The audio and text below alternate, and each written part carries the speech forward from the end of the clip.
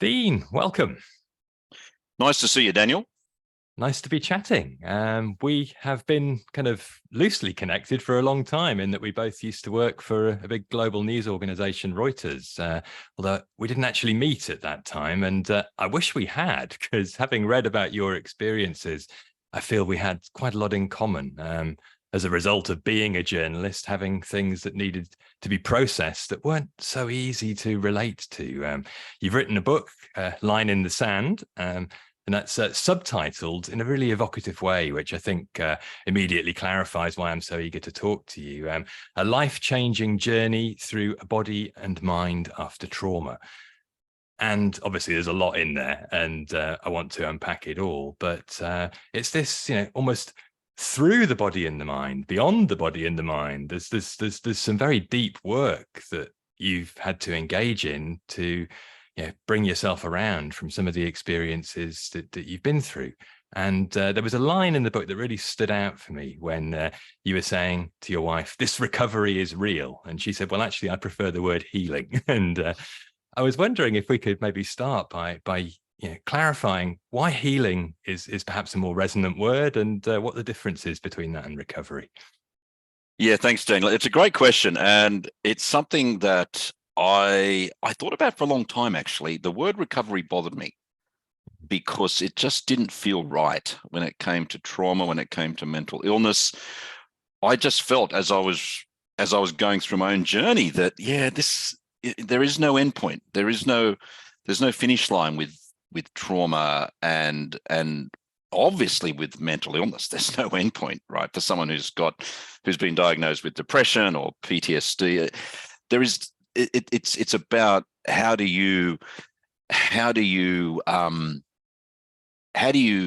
lead a life that is full and rich and so on, while managing whatever condition you've got. And so, yeah, Mary and I would go back and forth on this quite a bit. And to me, at first, healing just sounded a little bit sort of, just wasn't my type of word. And I guess it almost went against the journalist that I was, right? You talked about us being colleagues at Reuters.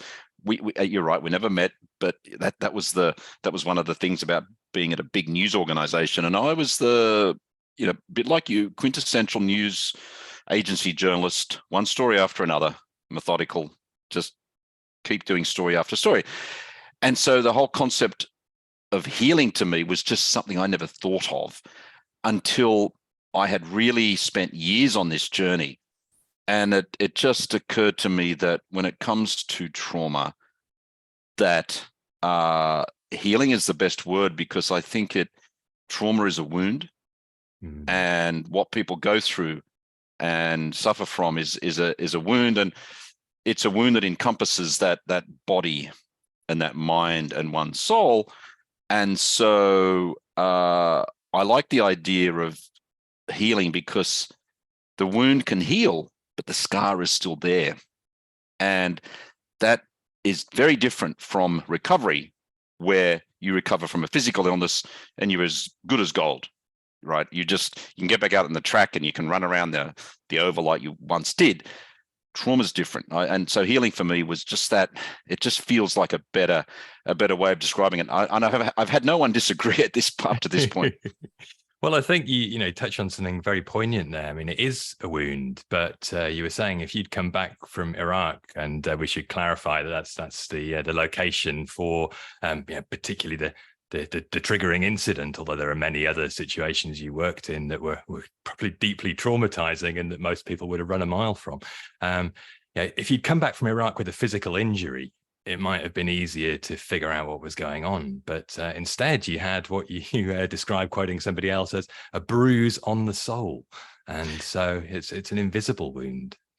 Yeah, that's right. And I think this is one of the challenges for people who have got PTSD, who suffer from these sorts of these traumatic events in their life, is that it's often easier. It would be easier if you had a physical injury. People could see it, they understand it, they get it.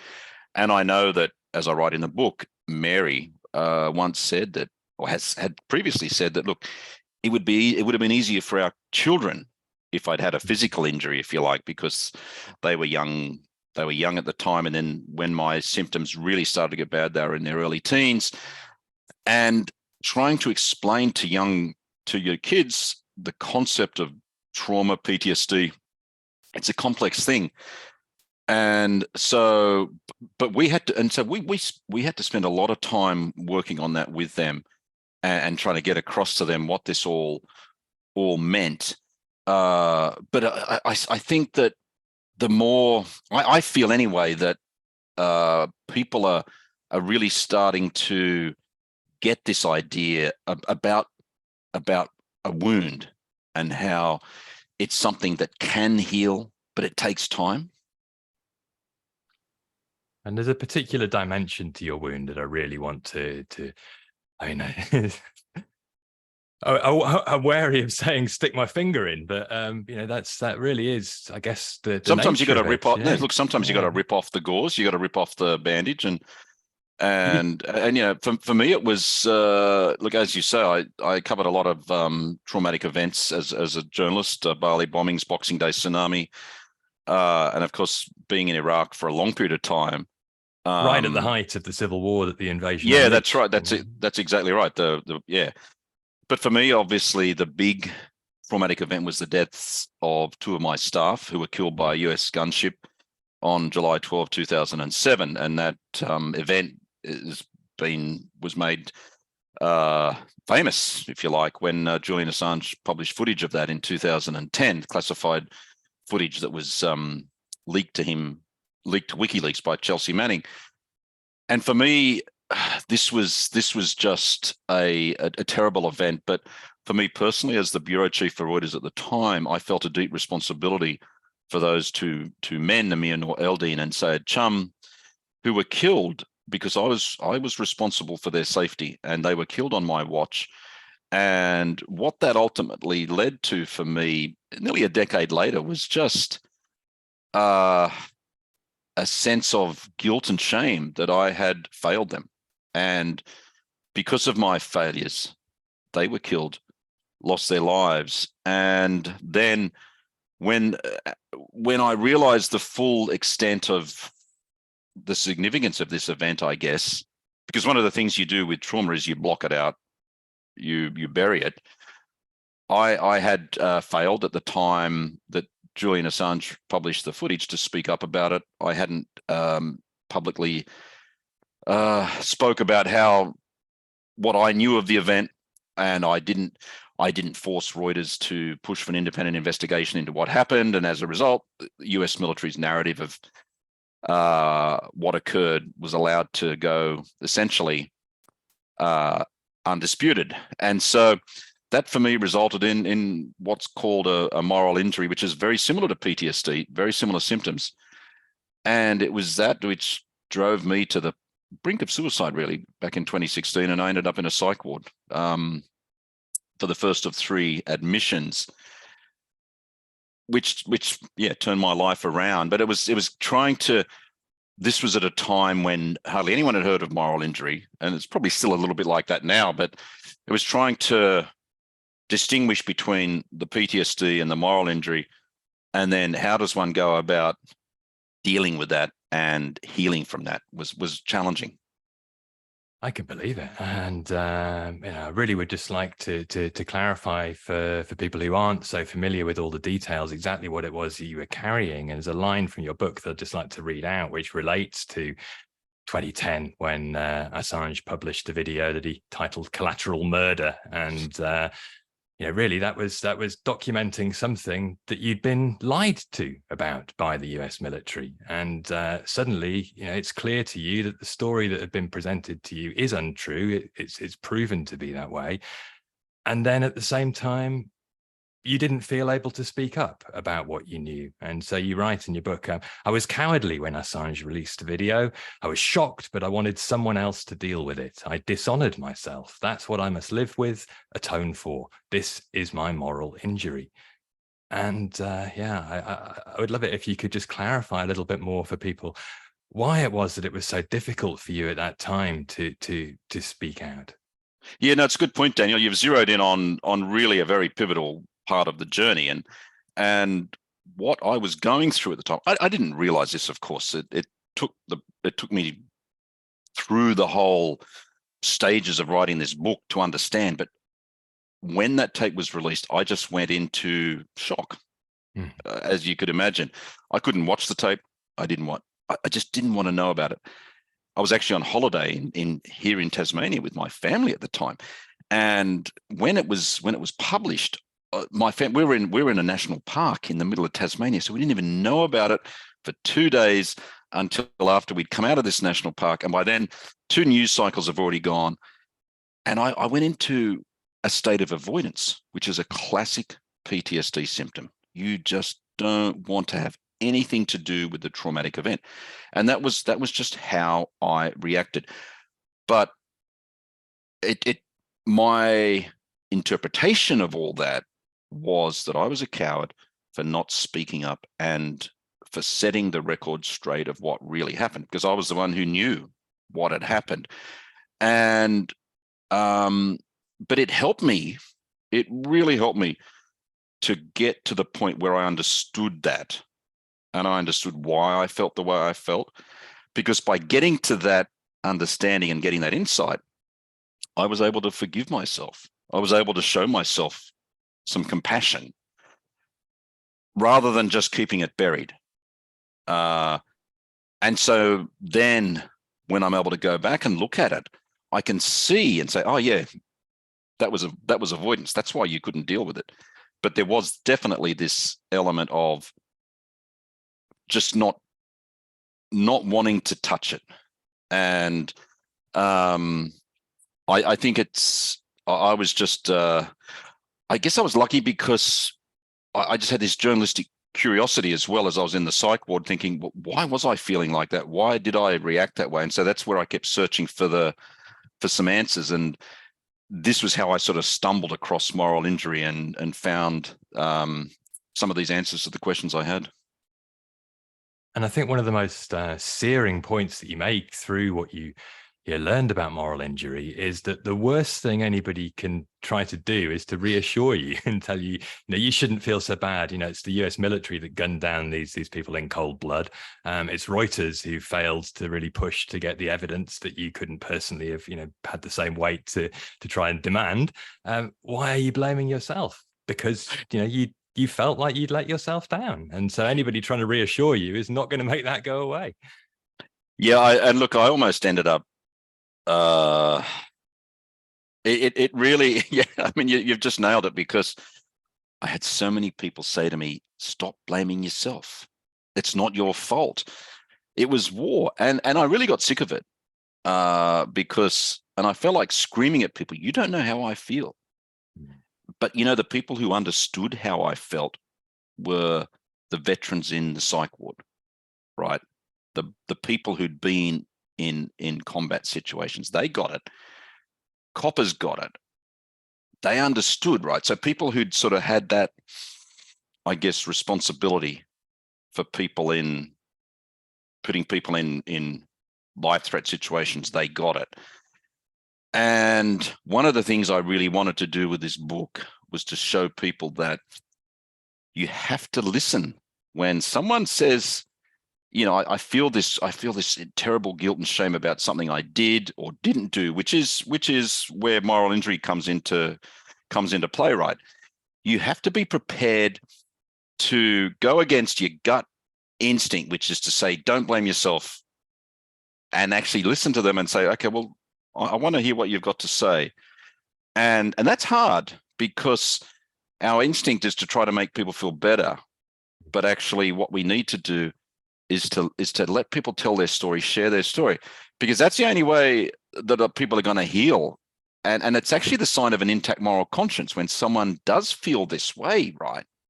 Absolutely. Because it shows that they've got good values. And feeling, is in many ways, it seems the key. And yet that was really challenging for you at the beginning. You describe a particularly poignant scene with the psychiatrist in the psych ward who's saying you're intellectualizing your trauma. You're basically a journalist. You're emotionally detached from the situation. You're giving factual accounts of what's happened to you, and there's no emotional content.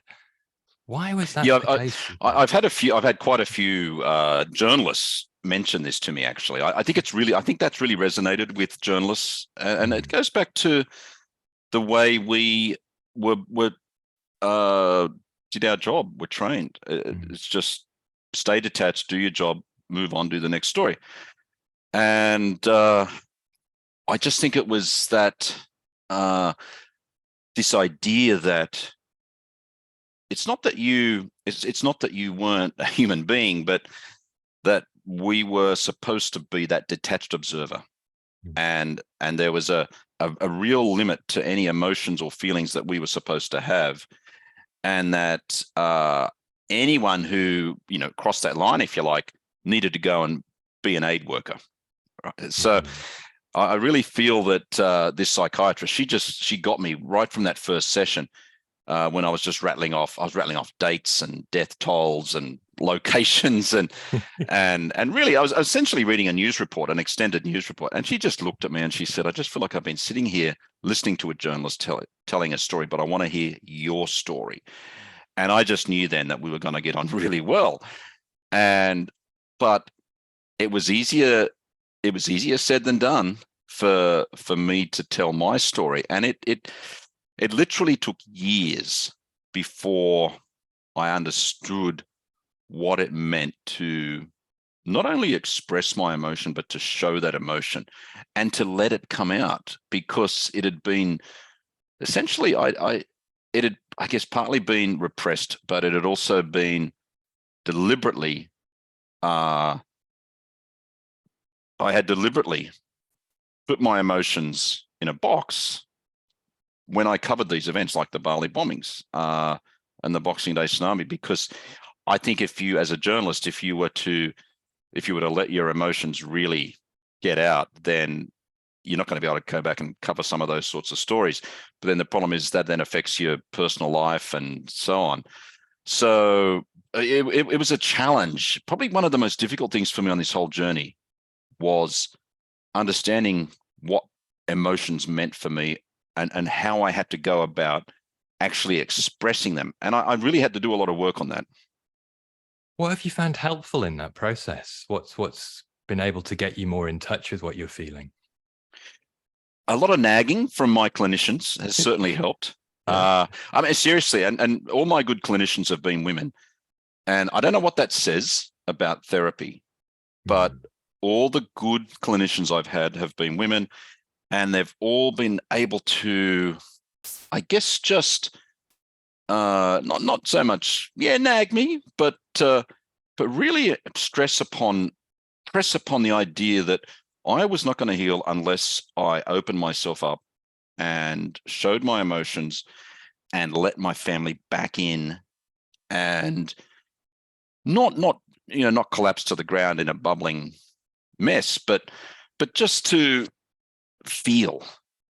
My clinicians helped me feel again, and then constant conversations with Mary, my partner, about feeling as well. And so one time, as I write in the book, I say to her, I realized that this is probably one of the big things I've still got to work on is my emotional, the lack of the inability of me to express my emotions. And so I think that was really important to have that constant communication with Mary about this.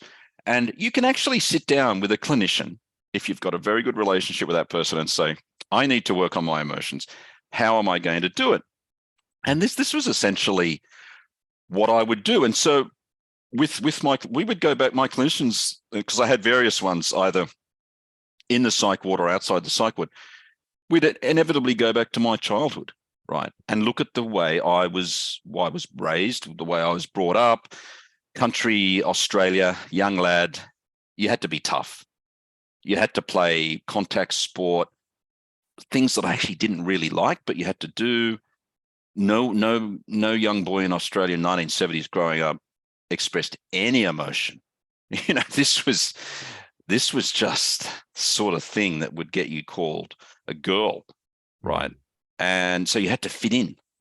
And I just took that with me into adulthood and into into journalism, like I think a lot of men have, and now that's why a lot of men struggle. I hear you, and at the same time, it does seem that there's this feminine dimension that's been very helpful that you've been able to open up to, perhaps even inside yourself.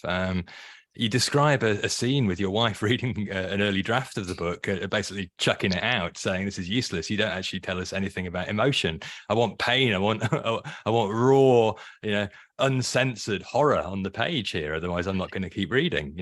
Yeah, it's actually, but that's actually one of the most popular posts I've put on social media has been that one. I think people have loved that, and it's but no, and because Mary is a former journalist herself, right? So she got it, and it's like you're not gonna grab readers with this stuff. She said what she was reading was the introduction to the book, and she just said it's boring. And she actually crossed out the entire introduction, 3,500 words. And I'm sitting there. I was actually standing in the kitchen. I think I probably had my hands on my head in horror, but she was right. And so I think back to your point about the female clinicians I've had, Daniel. I've probably seen 25 psychiatrists, psychologists, GPs about my trauma, mental health in the last 7 or 8 years, and there's something about the women I've seen. They have been more curious about my story. They've been more willing to take this journey with me. They've wanted to hear. They've really wanted to hear my story. Some of the men I have seen have just there hasn't been a connection. I've always felt there's been almost a bit of ego on the part of the men who have just hasn't worked. Whereas with the women, I think there's just been a lot more connection there, and I think a lot more more willingness to challenge me as well, and just go that extra step and challenge me in the work that I have to do and that I've had to do. And I think that's really important. It's because therapy is not just about going into a session and talking about stuff. You've got to take stuff out of there and go and do some work, right? Whether it's homework, if you like, or what are my tasks? When I was in the psych ward, for example, in that first admission, as I write in the book, my psychiatrist was giving me homework to do. I had to go away after one session and write down why I could not cry. For example, what did you say? I didn't have much. I did not write much. And one of the reasons was because of, I had a pretty tough mother, essentially. And that was one of the things I came up with. But so I think there was just I've always said that, to me, if you don't feel the therapist that you're seeing is right for you, find someone else. I know it's really hard. I know there's waiting lists, and I know it's impossible. Wherever you are in the world, it just seems like it's hard to find anyone, but it's worth it to find that person who's really going to be good for you. I agree. And there's something else I think that has come through consistently in the description of what's worked for you. It's people who've got you out of your head and into your body. And that's something that's really worked for me in my own struggles to process, on a much lower level, a similar sort of relationship with my past, including my relationship to journalism and things I didn't do that I felt I should have done. Coming out of this mind map and into the embodied experience. And I wonder what you found most effective in that way. You mentioned times doing mindfulness body scans, a bit of Bikram yoga and various other things, but it sounded like the sweat lodge may have been one of the most transformative things, because just all of this pain starts oozing out of your pores. And I wonder if you could talk a little bit about what that did for you, or perhaps any other modalities that were helpful. Yeah, it's an interesting question, Daniel. And so listeners in the UK are probably familiar with Steve Biddulph, who is a very well-known parent educator, psychologist here in Australia. And Steve is really well-known in Australia. His books, Raising Boys, Raising Girls, The New Manhood, have been hugely popular. He just happened to be my neighbor. here in Tasmania for some time. And Steve has always been very big on this idea of you've got to listen to your body, and this is really important in terms of your way through trauma is to take notice of what's happening in your body and respond to that. And he'd been saying this to me for years, and I just didn't.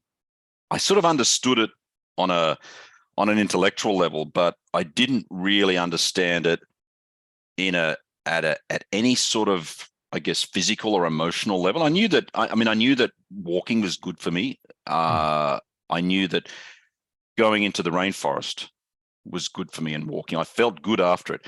The Bikram yoga that I was doing around the time, so I took up Bikram yoga when I was really unwell, when I was really unwell, and I found that incredibly helpful because there was something about being in that 42-degree heat in a session where someone's basically telling you what to do with your stances and so on, that helped me stop ruminating, because you had to follow the instructions. And for 90 minutes, you did that.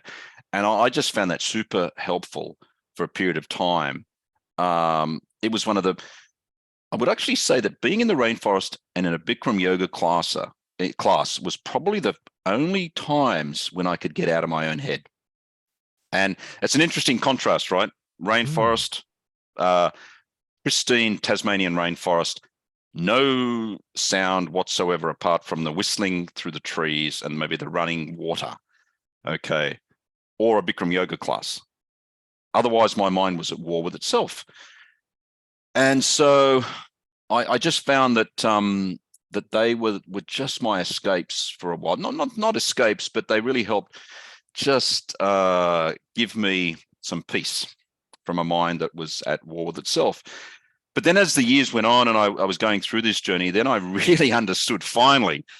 And I finally understood that by listening to my body and understanding where I was at any given point in time, it was telling me, you're stressed, you've been triggered by something, you're distressed about something. And then I could take the appropriate action. I could make the response I needed to.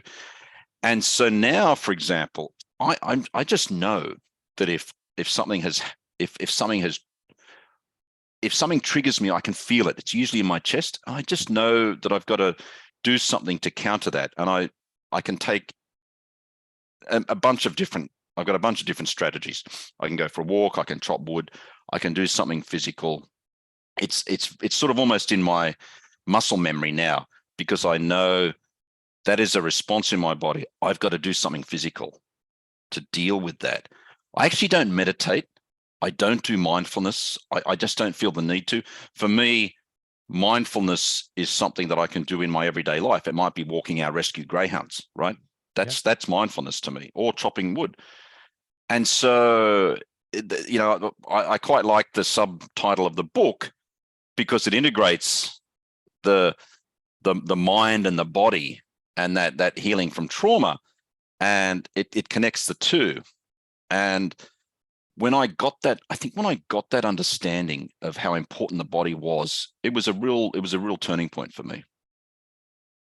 I can believe it. And there's a very harrowing dimension to the middle portion of the book, in which you describe something else that was going on in your body at a time when you weren't really able to integrate things, and that relates to your sex life. And it's a very courageous book, and it's you don't shy away from giving us all the details. And it seems that you got more and more into intense sexual sensation at a time when you were kind of increasingly detached from your emotional inner landscape.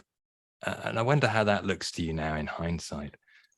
Yeah, well, look, thanks for asking, actually, Daniel. I think it's great that you've actually asked me this question, and you're the first person to do so. In all the media that I've done, podcasts, media interviews, I'm not sure why, but I think there's been a shyness or a bit of a taboo around this. So well done for asking about that. I'm really glad you have. Look, I think it's just, for me, it was important. I really felt it was important that Mary and I were honest about this, because it is a big part of trauma. And it was just something that we wanted to be open and honest about. And I've been really sort of, I guess, the response I've got from readers has validated that openness. I've had no one, I've had no one, absolutely no one who's called me any names or anything like that for being open about this. In fact, it's been the opposite. People have said, thank you for being so open about this issue. I think what the trauma does, and in my case, when the last DSM came out in 2013, it added a new symptom, and one of those symptoms was reckless behavior, and that included reckless sexual behavior, and that for me was where,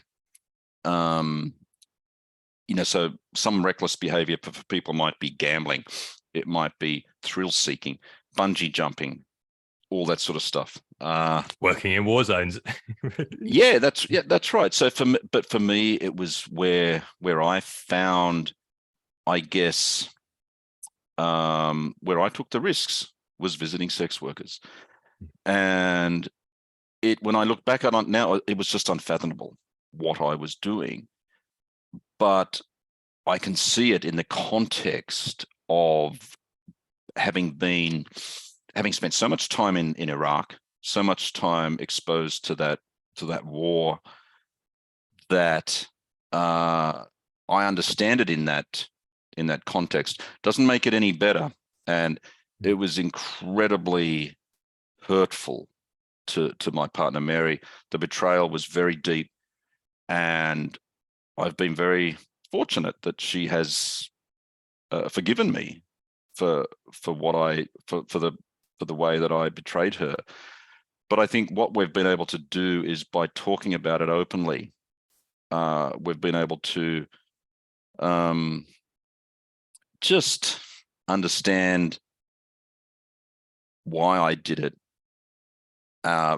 understand that I haven't done that for years and I will never do it again, and that this was just something that, I guess it's just part of the overall story, and one that we really wanted to be open about. Thank you. Yeah, and there's another side to it. You talked there about betrayal.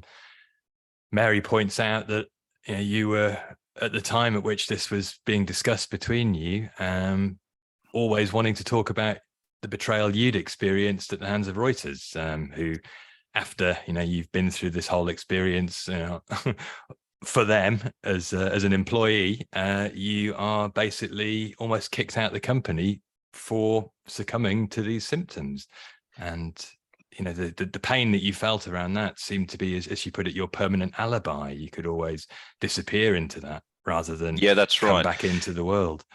Yeah, look, it's another great question, Daniel. And look, obviously the pain I felt at being betrayed by Reuters was very real and was very significant. Firstly, when I was when I was treated like damaged goods when I was diagnosed with PTSD, that really hurt, after all I'd given to the organization, and that my family had basically sacrificed as well. And then after my first psych ward discharge, for the company to try to force me out, as I detail in the book. I won't go into it here because it's a little bit complicated, but essentially the company tried to force me out.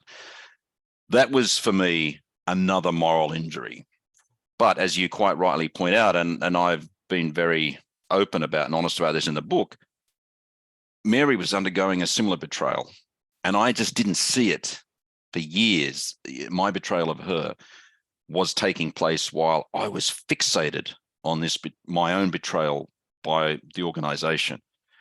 And it was only when, after all this time, I was able to finally see her betrayal, my betrayal of her, in the context of how I saw myself being betrayed, that I was able to really grasp, I guess, the significance of what I'd done to her. And I think that really helped our healing, because I was able to say that to her. I was able to say, look, here I am just talking absolutely ad nauseum about this organization and what it's done to me. I need to be talking and atoning to you for what I've done to you. And I think that then became, I guess, a real healing point in our relationship. And our relationship is as good as it's ever been, Daniel. We've been together for nearly 30 years now, and it's been really, it's sort of been really validating.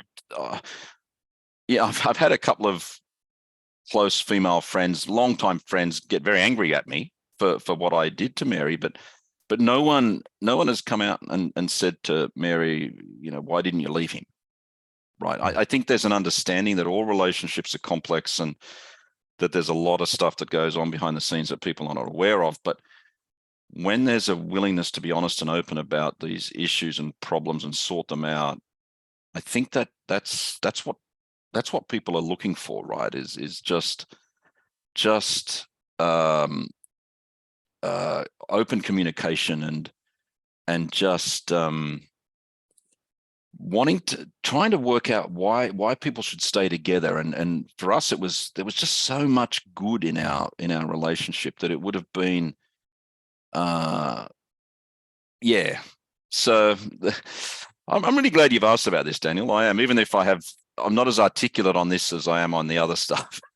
Well, it's fine. It's difficult territory, and there's so much going on in there, and I think there's part of this relationship that you had with Reuters that still feels raw, and I can understand why. Because you describe in the book, this is where the title comes from, "Line in the Sand." You basically, were given an opportunity by them to write about your struggles with PTSD, which is actually a blog that became, very widely read, and as you put it in the book, basically turned you around, saved your life. And yet you almost didn't want to go ahead with that because you felt so let down by the organization. And then, eventually they do employ you to, come up with a plan for dealing with mental health issues in the workplace. And then they basically undermine that as well. So Yeah, I wonder and how look, you feel about Reuters now. Gosh, it breaks my heart, honestly. Not for myself. It breaks my heart because we could have done something really special at Reuters with this, not just with this mental health role that they created for me, but there was such ambitions to turn that role into something really special that would set the standard for global media organizations, that Reuters would set the standard for other media organizations to follow, and that it would become a sort of a public, it would set the global public benchmark when it came to looking after journalists, their mental health, and freelancers. And it just got smashed underneath bureaucratic resistance from management, lawyers, and HR. And that's what breaks my heart, because I knew what potential was there, because it wasn't just me pushing for this. Reuters had a very, very good peer network of about 60 journalists around the world who invest time to support staff, and I think together we could have done something really important, but it never happened.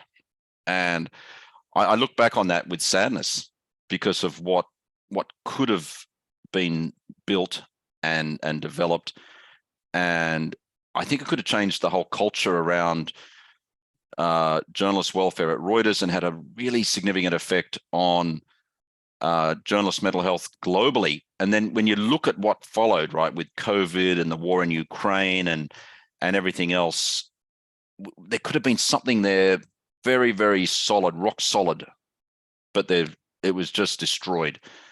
Unfortunately, that potential was destroyed because a news leadership at Reuters just didn't want to, didn't have the guts to go ahead with looking after journalists and doing the right thing. And I had so many journalists at Reuters, colleagues, saying to me just how much they were struggling, how much they were suffering. And it wasn't just the trauma of the work, okay, whether it's the vicarious trauma of dealing with distressing imagery or working in conflict situations. It was burnout. They were just getting burnt out by the workload. As simple as that. So many things there resonate, Dean. I mean, yeah, the whole self-image of Reuters is another topic we could get lost in, I'm sure.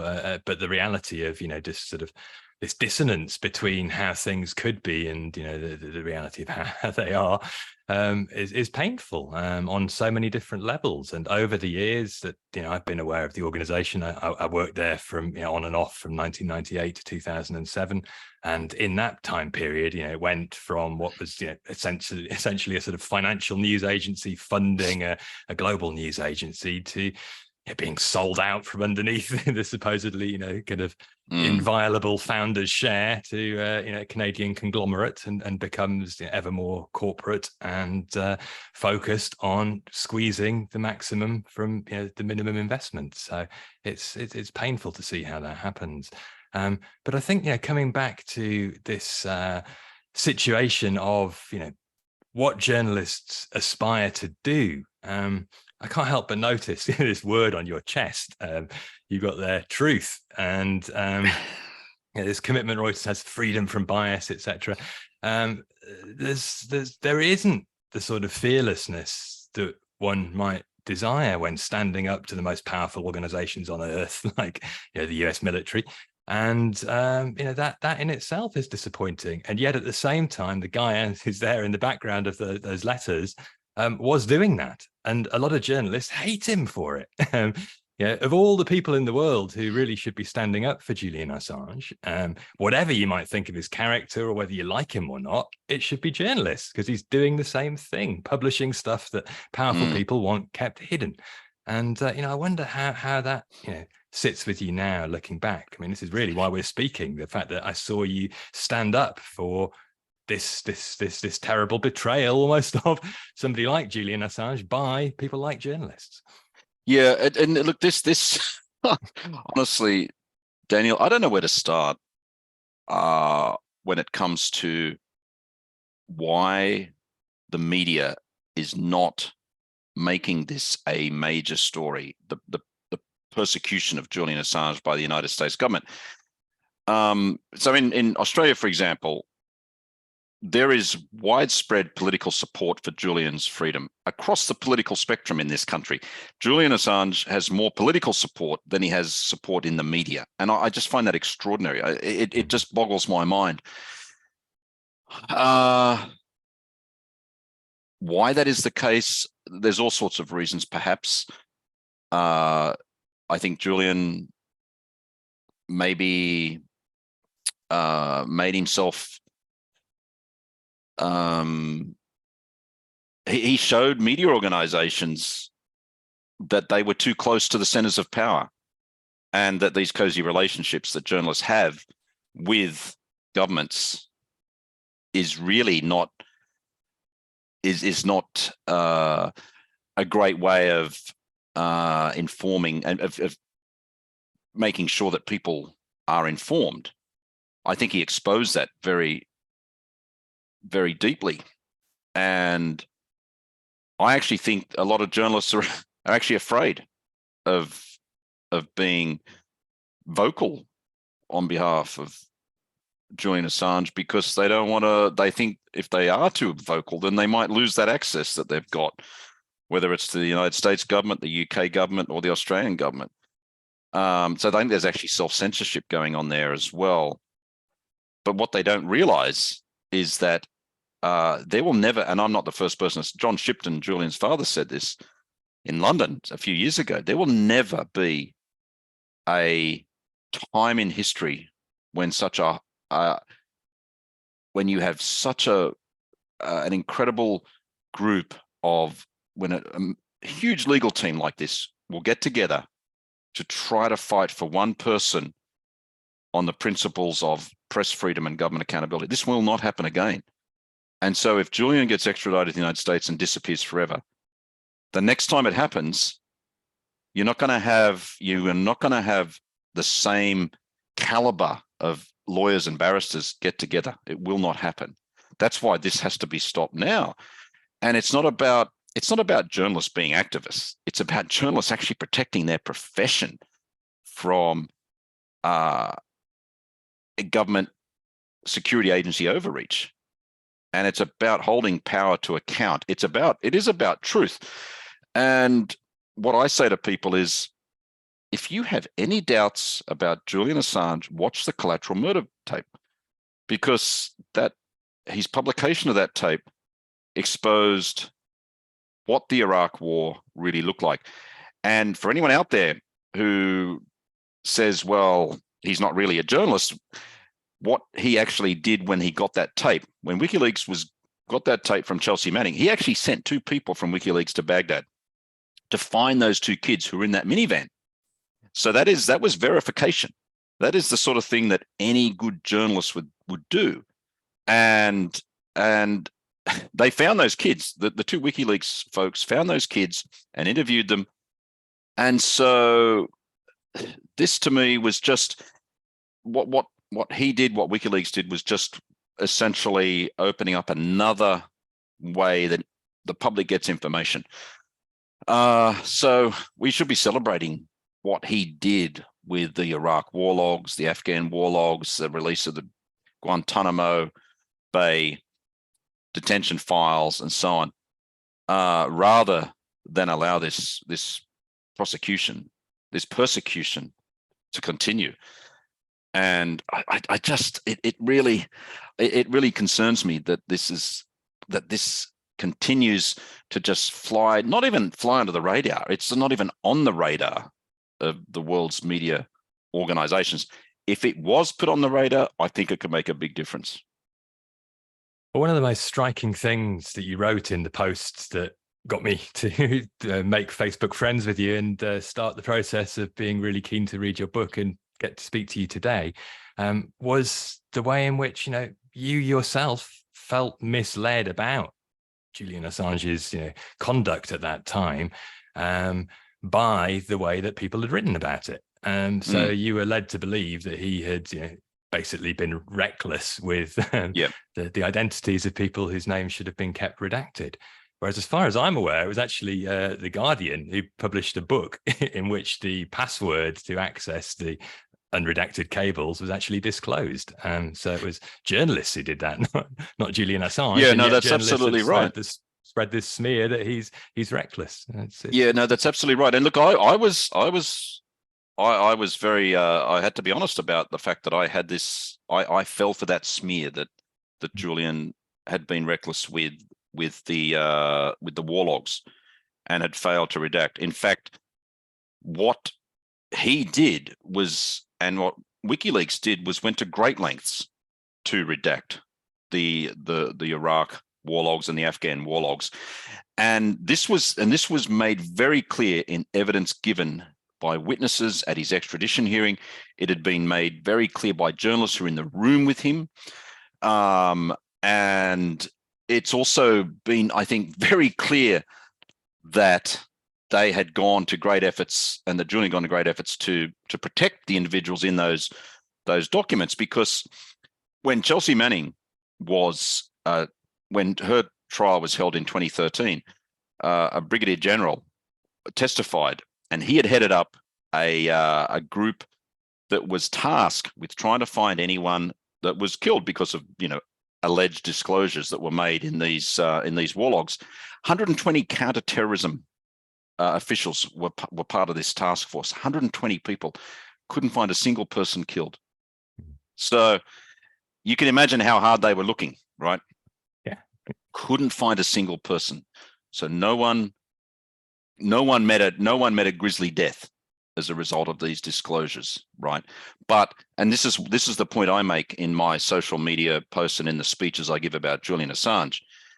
What is undisputed, what is What is absolutely indisputable is that it was the United States and its invasion and occupation of Iraq that led to the deaths of hundreds of thousands of people and made millions of Iraqis refugees, and continues to claim lives today from mental illness and war-related causes.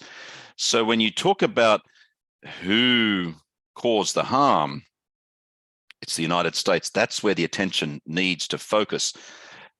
They have tried to flip this on its head and put responsibility on one man when it was the United States, when we talk about Iraq, that was responsible for an illegal invasion and occupation.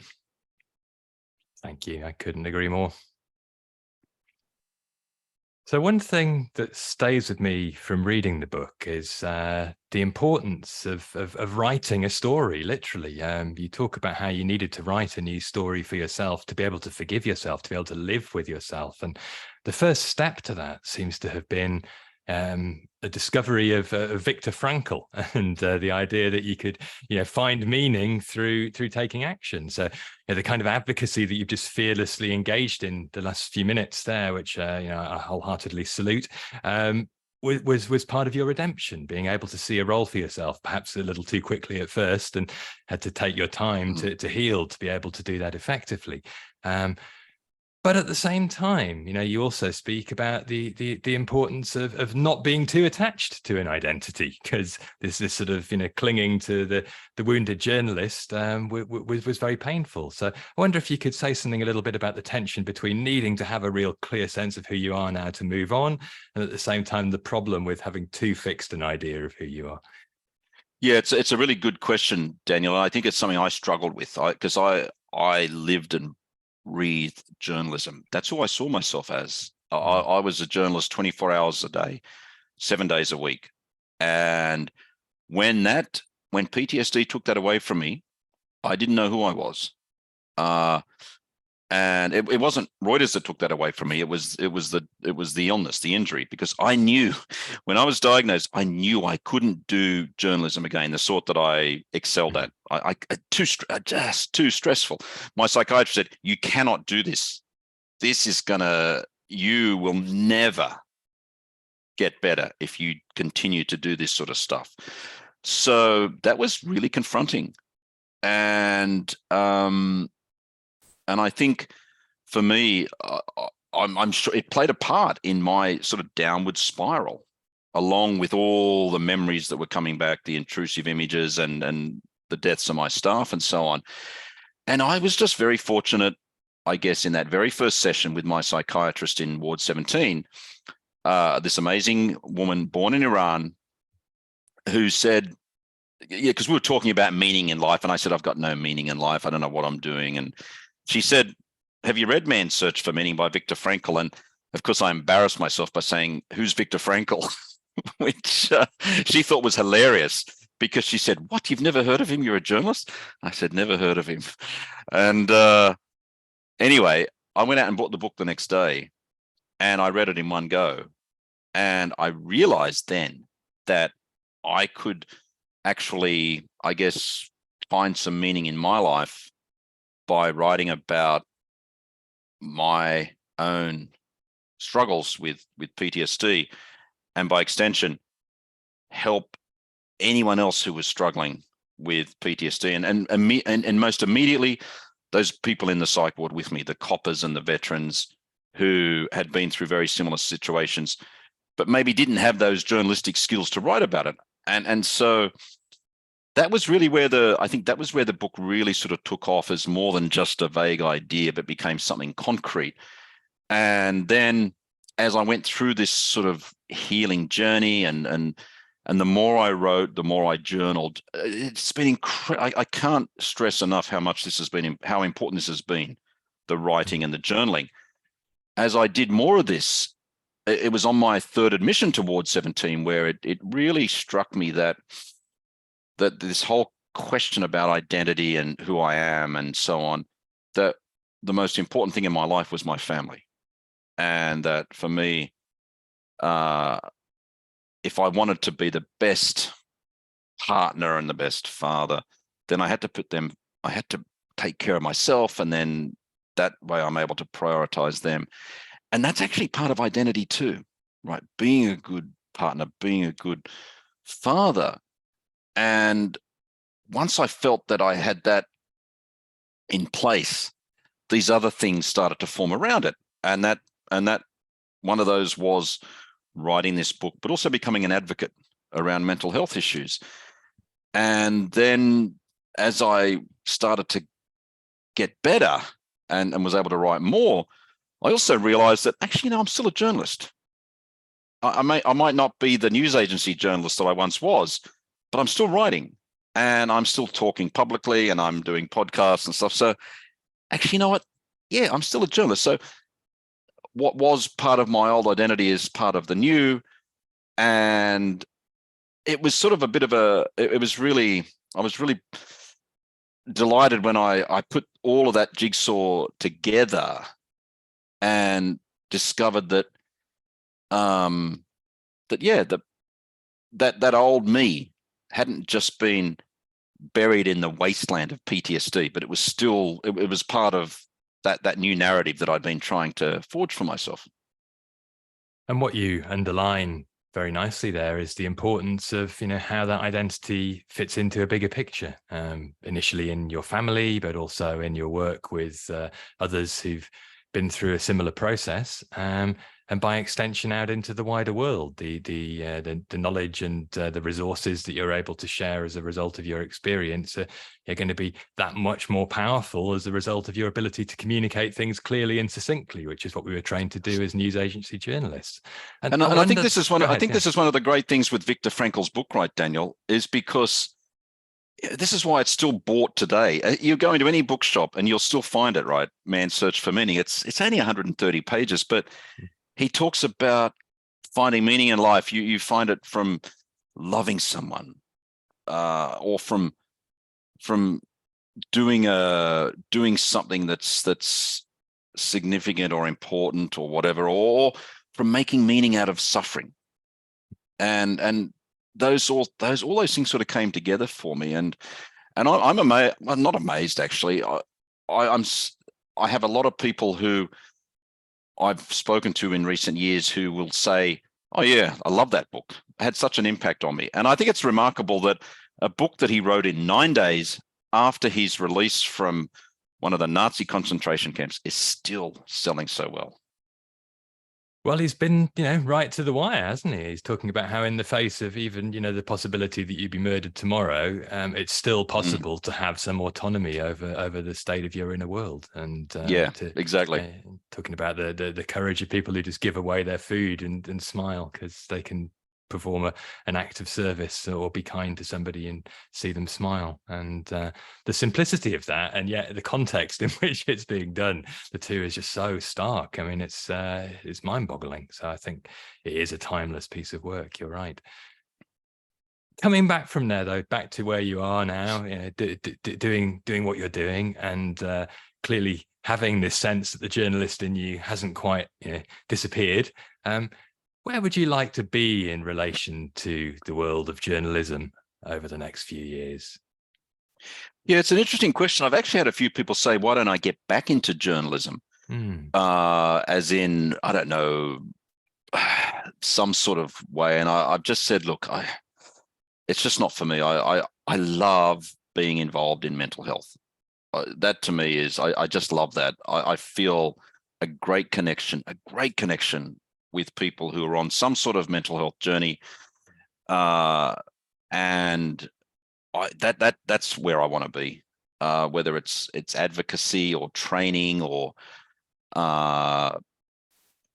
anything to do with this is where I'm happiest.